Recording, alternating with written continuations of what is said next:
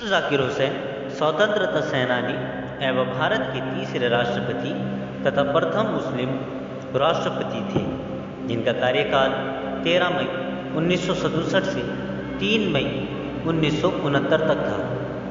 Doctor Zakir Hussain का जन्म 8 फरवरी 1897 ईस्वी में हैदराबाद, तेलंगाना के धनाड़े पठान परिवार में हुआ था। कुछ समय बाद इनके पिता उत्तर प्रदेश में रहने आ गए थे। केवल 23 वर्ष की अवस्था में वे जामिया मिल्लिया इस्लामिया विश्वविद्यालय की स्थापना दल के सदस्य बने।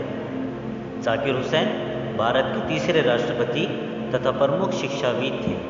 वे अर्थशास्त्र में पीएचडी की डिग्री के लिए जर्मनी के बर्लिन विश्वविद्यालय गए और लौटकर जामिया के उपकुलपति के पद पर भी आसीन हुए। 1920 में उन्होंने जामिया मिल्लिया इस्लामिया की स्थापना में योग दिया तथा इसके उपकुलपति बने। इनके नेतृत्व में जामिया मिल्लिया इस्लामिया का राष्ट्रवादी कार्यों तथा स्वाधीनता संग्राम की ओर झुकाव रहा।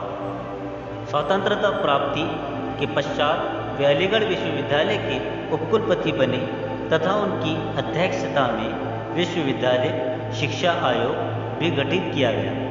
इसके अलावा वे भारतीय प्रेस आयोग, विश्वविद्यालय अनुदान आयोग, यूनेस्को, अंतर्राष्ट्रीय शिक्षा सेवा तथा केंद्रीय माध्यमिक शिक्षा बोर्ड से भी जुड़े रहे। 1962 ईस्वी में वे भारत के उपराष्ट्रपति बने। उन्हें वर्ष 1963 में भारत रत्न से सम्मानित किया गया। 1969 में असमय देहावसान के कारण वे अपना राष्ट्रपति कार्यकाल पूरा नहीं कर सके।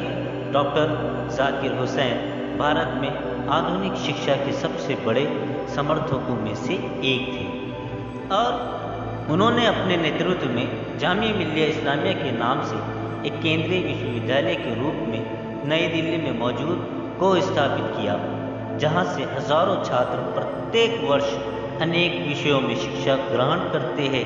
डॉक्टर जाकिर हुसैन ने बिहार के राज्यपाल के रूप में भी सेवा की और इसके बाद वे देश के उपराष्ट्रपति रहे तथा बाद में वे भारत के तीसरे एवं प्रथम मुस्लिम राष्ट्रपति बने।